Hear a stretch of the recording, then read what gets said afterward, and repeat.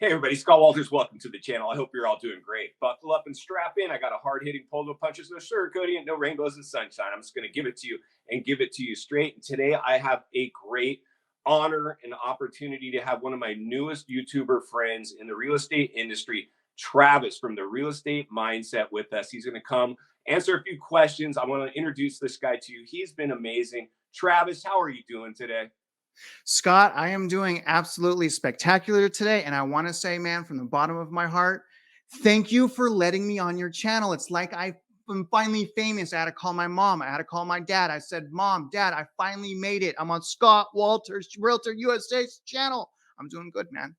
Dude, I love you, bro. I absolutely love you. You know, I found you, and at first I'm like, I don't know how I feel about this guy. He's the competition. But then I got to know you because of your online personality. And that's like I told you that when we first talked. I'm like, listen, man, your personality is what they come for the information, but they stay for you. And you are doing a great job. And friends, just so you guys know, like I always say it comes down to street smarts over book smarts. I don't rely heavily on data, but I'm reading all of it. I'm digesting every piece of data and continuing to give my experiences, which is heat mapping, temperature checking the industry. Travis here at the Real Estate Mindset is doing both. He's actually really doing a great. Travis, you're doing an amazing job providing data, but then letting us know if it's tainted.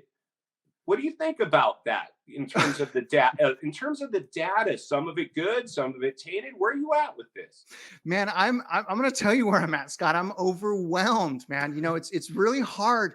You know, so I set in on my YouTube, career full time about 4 months ago. By the way, Scott, you were the first person to ever reach out to me, man. Thank you for doing that. I felt so special and like affirmed, like, I was talking about something important, but I started my journey really wanting to, push my message, but back it up with as much data as I could find that would essentially back up what my opinions are. Obviously, we're not financial advisors, but I've been a loan officer for 21 years, a successful, right? You can have a license. If you're not closing, you're not getting experience. A successful loan officer for 21 years, a realtor for 11, a CE provider Trek instructor for realtors for 3 years. So the data right now, Scott, is crazy. So before we were guessing, right now the data, it's like almost everything is in a unanimous sync that it's a cool down, crash, whatever it is you want to call it. I call it now just so that people don't yell at me as much, right? I'm still getting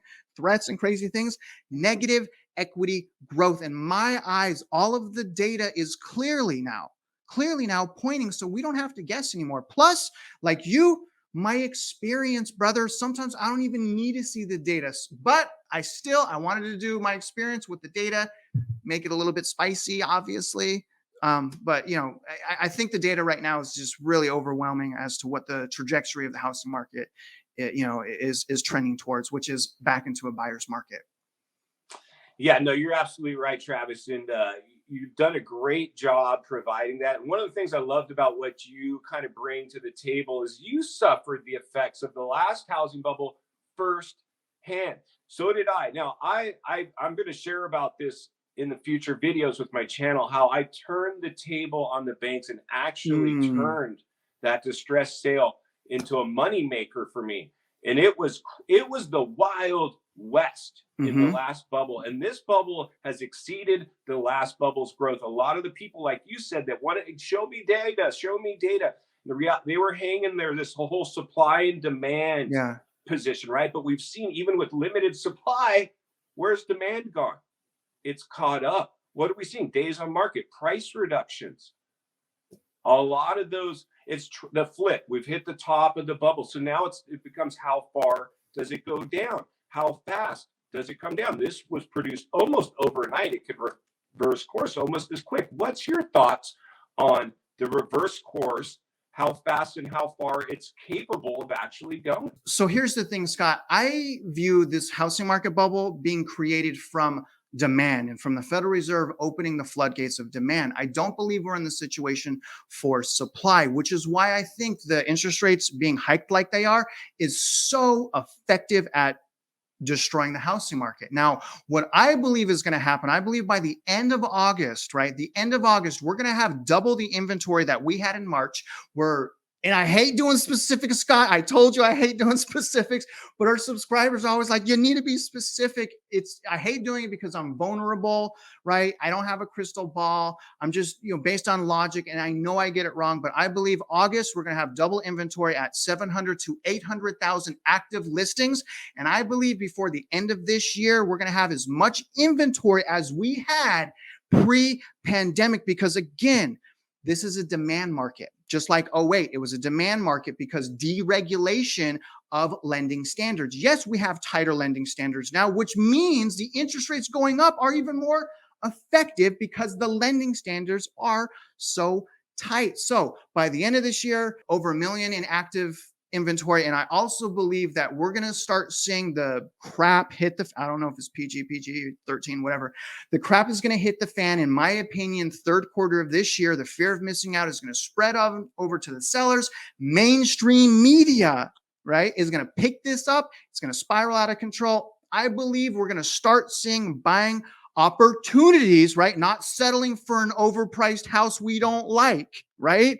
I think we're going to see buying opportunities the end of this year and into 2023. I believe 2023 is going to be some of the best buying opportunities. My eyes personally are on new build homes because, quite frankly, I feel like it's possible some of them, like in 08 and 09 and 2010, they go out of business, man, and they fire sell, their properties. So I'm screaming double down in preparation. Did I answer your question? Was that too much? I'm sorry, dude. Thank you, Travis. That was an awesome response to the question. Guys, isn't Travis great? I love this guy too. He's amazing. So yeah, I mean, I really love everything that you had to say, Travis. The realities are we're ringing the bell, sounding the alarm, letting people know this wasn't a normal housing market. This wasn't organic growth. It doesn't matter how we got into this bubble. We're in one and it's reversing course. We now have to admit that. You cannot deny that anymore. Even the people, like I call the rainbows and sunshine creators out there trying to tell you how to get into the home and compete with multiple offers and this and that, should be ashamed of yourself walking these people into these bidding wars. I always said I'm willing to earn people's business later. As an investor, I don't even want to pay asking price, much less over asking prices. Like you said, I believe based on history, we're going to see a lot of these new developments start liquidating homes, and you're going to see unfinished housing tracts. It won't be a pretty look at first, but if you can get in there and buy pennies on the dollar, hold it, maybe turn it into a rental. That's what I kind of like. I like rental properties, but hey, if it's your dream home you want, we're here to help. Travis, thank you. I hope you get a chance to come on again. Is there anything you'd like to say before you go? The only thing I want to say is, man, just keep doing you, Scott. Don't change for anyone. Keep entertaining me, and let's do a Q&A, a live Q&A, giving back to our subscribers as soon as possible. Brother, I absolutely love you. Do not change for anyone. Thanks, Travis. I will do my best. I always say, if you're yourself, you never have to apologize to anybody. So that's what we do here. Thanks for coming on, Travis.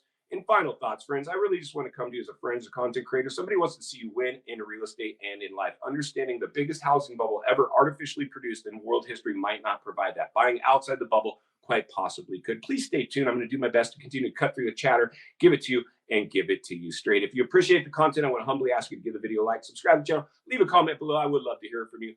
Social media links are in the description of this video, as well as links to channels I've appeared on that Thank You Love, including Travis over at The Real Estate Mindset. Please check that out. As always, thank you for your time today. Please go make it count. I'll see you on the next video.